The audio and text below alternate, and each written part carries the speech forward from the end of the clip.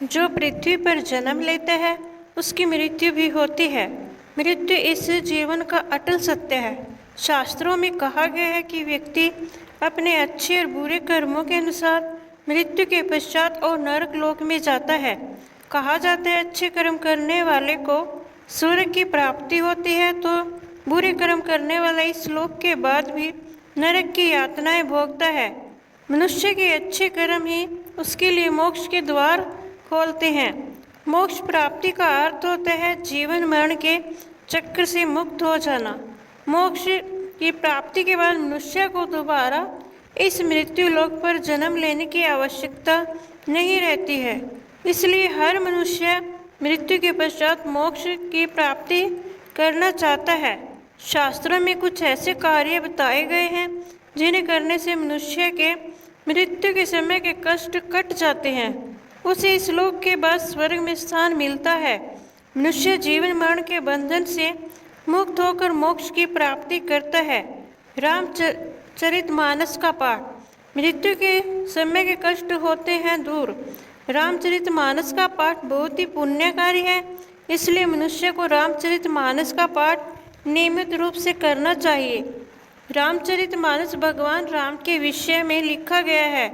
इसके बारे में कहा गया कि इसकी चौपाइयाँ केवल वाक्य या शब्दों की माला नहीं है, बल्कि ये मृत्यु के पश्चात भी मनुष्य को बहुपार कराती हैं। रामचरितमानस के पाठ से मृत्यु के समय का कष्ट कम होता है और मनुष्य इस लोक के बाद उच्च लोक की प्राप्ति करता है। एकादशी का व्रत। हिंदू सनातन धर्म में एकादशी के व्रत को सभी व्रतों में सर्वश्रेष्ठ बताया गया है। शास्त्रों में भी एकादशी व्रत की महिमा बताई गई है। एकादशी व्रत के विषय में उल्लेख मिलता है कि अगर कोई मनुष्य पूरी निष्ठा भाव से यह व्रत करता है तो जीवन मरण के बंधन से मुक्त होकर मोक्ष की प्राप्ति होती है। भक्ति का मार्ग। भक्ति का मार्ग मनुष्य के लिए मोक्ष की प्राप्ति के द्वार खोलता है, परंतु भक्ति पूर्ण लगन से होनी चाहिए। भक्त पूरी तरह से स्वयं भी भगवान की शरण में सौंप दे। संसारिक बातों से कोई मोह न रखे। यह मार्ग अत्यंत कठिन होता है। आचरण और शुद्ध कर्म। आचरण और कर्म ये दो चीज़ें हैं जिसके अनुसार मनुष्य मृत्यु के बाद मोक्ष, नरक या स्वर्ग का भागीदार बनता है।